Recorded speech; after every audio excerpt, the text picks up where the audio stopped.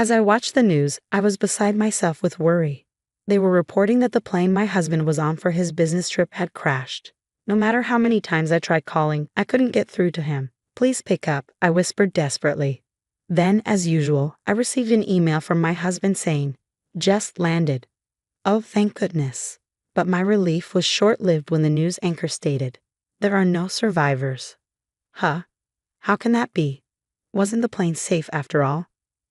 My name is Kathy. I live with my husband Tyson of 5 years and our daughter Julie, who's about to turn 3.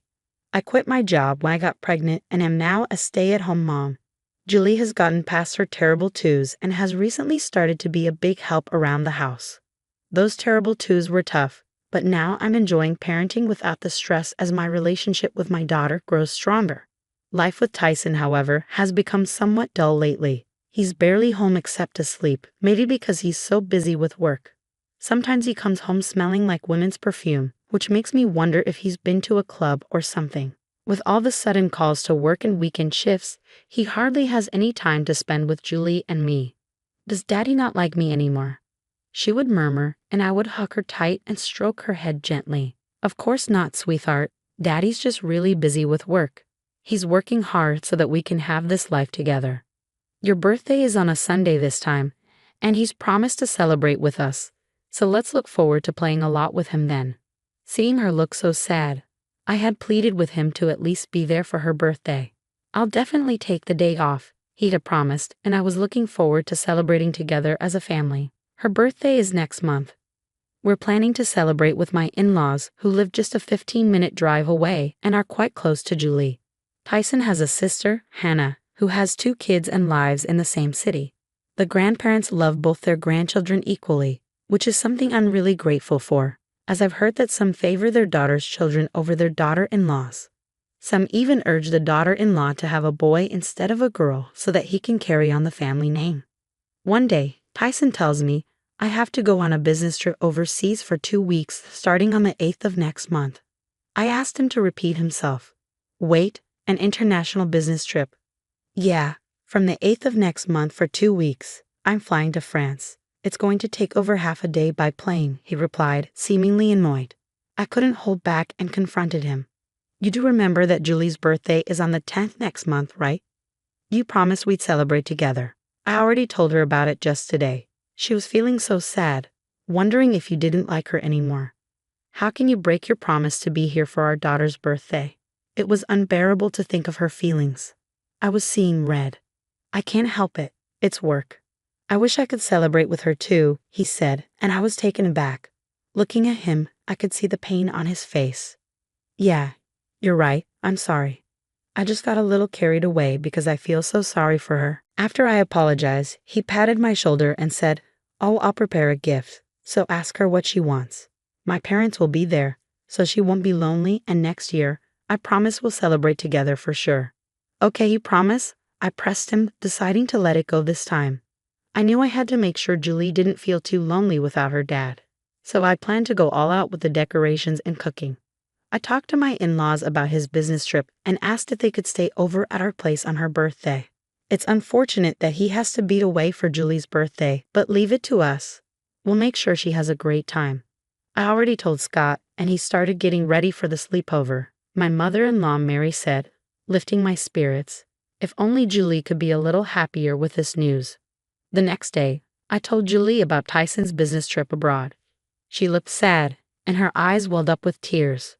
But you know, Grandpa and Grandma said they'd stay over for your birthday. I tried to say cheerfully. At that moment, her face lit up, and it seemed to lift her spirits a bit. The day after Tyson left for his trip, Mary called. "Kathy, do you need anything for tomorrow?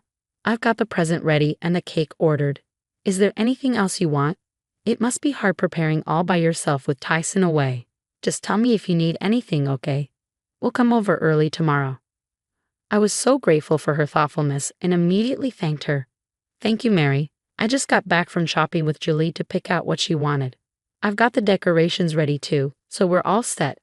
Thanks for the presents and the cake. It's no problem at all. It's fun to choose these things. Scott has been fidgety for a week now. I told him he's too eager," she replied, and I couldn't help but smile. It's great to have such wonderful in-laws. Even without my husband, tomorrow is sure to be a fun day. After chatting for a while, Mary changed the subject. By the way, has Tyson landed yet? Didn't he say he'd be moving to another location after he got there? He mentioned he had to take a connecting flight. He should have landed by now, but I haven't heard from him yet, so maybe his flight's delayed, I replied, thinking to check the flight number he'd left with me once we hung up. Just then, her voice trembling, she said, "Kathy, was he flying to France?" I sensed something was wrong. Yes, but why? Turn on the TV right now. They're saying a plane crashed in France on the news. What? I turned on the TV in a hurry and saw an emergency broadcast of the crash site. I was so shocked that I dropped my cell phone. I heard Mary scream and quickly picked it back up. Stay calm, Kathy. We still don't know it's his flight. You're right, I replied, though I was overwhelmed with anxiety. What if something had happened to him? While I was worried, the news anchor delivered the unbearable truth. It was the same aircraft model that my husband was on. Mary, that's Tyson's flight. What? What do we do, T. Tyson? I collapsed on my knees, feeling my mouth go dry as tears streamed down my face unbidden. Kathy, Mary's loud voice pulled me back to reality. Stay strong, Kathy. We don't know what's happened to Tyson yet. Try to get in touch with him. I'm on my way over right now, so stay calm, okay, honey? Okay. After hanging up with her, I immediately called Tyson, but all I heard was the hollow sound of the ringing tone. Please no, this can't be happening. Why won't he answer? I thought desperately. I typed a text to him, asking, "Are you okay?" Clutching my phone tightly, I stared at the screen until, to my relief, he texted back, "Just landed." Oh, thank goodness.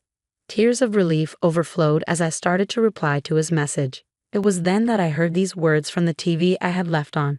There are no survivors. Huh? No survivors? How can that be? That was supposed to be the same type of plane Tyson was on.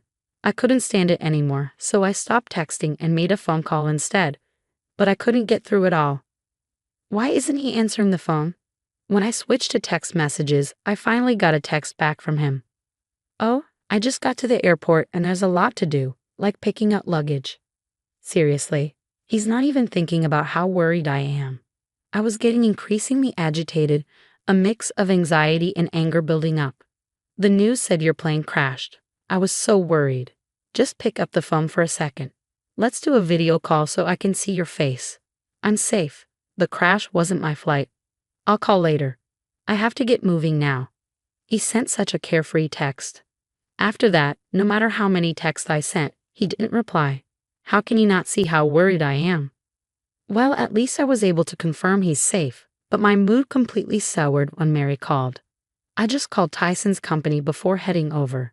They said he's on extended leave. They were like, business trip abroad. It didn't seem like they knew what I was talking about.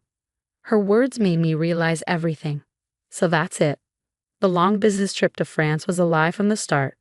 Had I ever felt such hatred toward my husband since we got married? Mary, I decided to tell her about everything. About him hardly ever coming home, showing no interest in the family, returning with the smell of women's perfume on him. I had been reluctant to suspect infidelity just because of the perfume scent and tried not to think about it. But now that he's taken a long leave and lied about a business trip, infidelity was the only thing that made sense. Mary was openly furious with my conclusion. That idiot son of mine. It's us who were foolish to worry. Kathy, come over to our house. It must be tough to be there with just Julie. I decided to take her up on her offer. Once the move settled down, Mary and Scott apologized to me again. Even Hannah, my sister-in-law, came to cheer me up after hearing about it. I was touched all over again by the kindness of my husband's family. Despite them being such good people, I couldn't help but wonder why Tyson was such a jerk. I ended up hiring a detective agency to gather evidence of his infidelity. Then I got a photo of him at the airport with his mistress.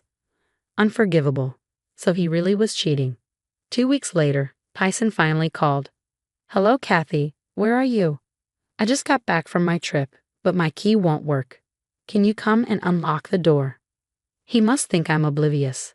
His voice was so nonchalant. I decided to confront him with reality. Even if I came, it wouldn't open. I don't have a key, and even if I did, the old locks have probably been changed by now. What? Changed? What are you talking about? You're Kathy, right? I could tell he was flustered over the phone. We've moved out. I can't be a family with a cheating man who goes on an affair trip on her daughter's birthday. What are you talking about? My anger was rising as he played dumb. You think I don't know? I know everything. That you took a long leave from work. That you didn't go to France but the Maldives instead. Calm down, Kathy. There's some mistake. All right, there was a colleague who took a long leave. Maybe you're confusing me with him. Are you kidding me? You think you can fool me with that? I've been underestimated, that's for sure. Well, yeah, of course you've been claiming overtime, working on weekends, all while cheating. I couldn't contain my anger and raised my voice. Deep down, I wanted to lash out and hurl insults, but I was so overwhelmed with emotion that simply stating the facts was all I could manage. I'm divorcing you. You're definitely going to pay alimony and child support. Then I heard him shout, "Wait, what now?" I snapped back, and he stammered in response, I'm sorry. I did have an affair, sure, but it was just for fun. The truth is, Kathy, you're the only one I love. That makes me sick, I retorted, hearing his voice fade as if vanishing. My words seemed to have an effect, but I had more to say.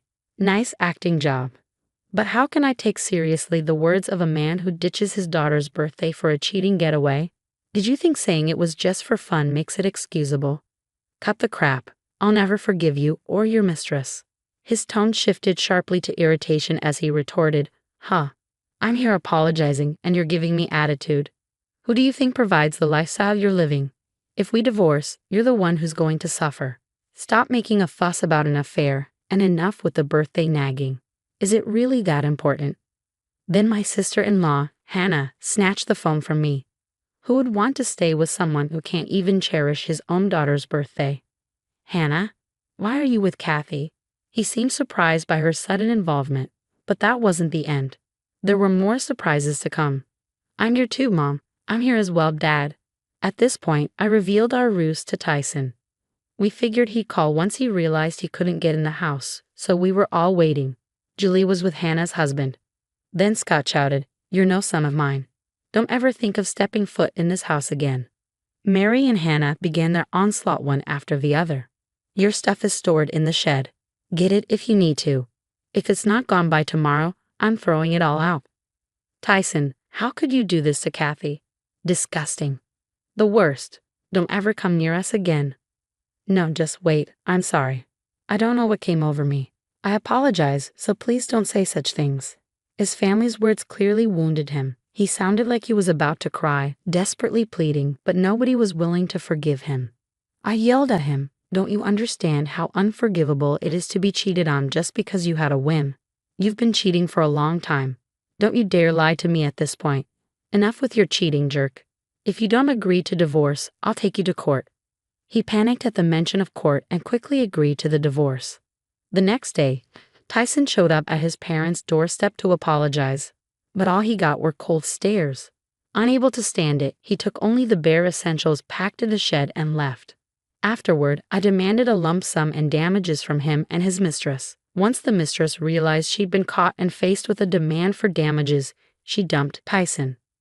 I've left Tyson, so forgive me, she pleaded, but I had no intention of dropping the claim.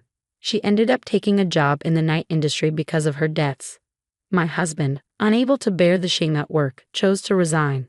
However, he needed money for the alimony and child support, so he's now working all day with no time to play. Meanwhile, I'm still living with my in-laws. They continue to treat Julie and me with kindness, just as before. I hope to repay their goodness someday by doing everything I can to the best of my ability.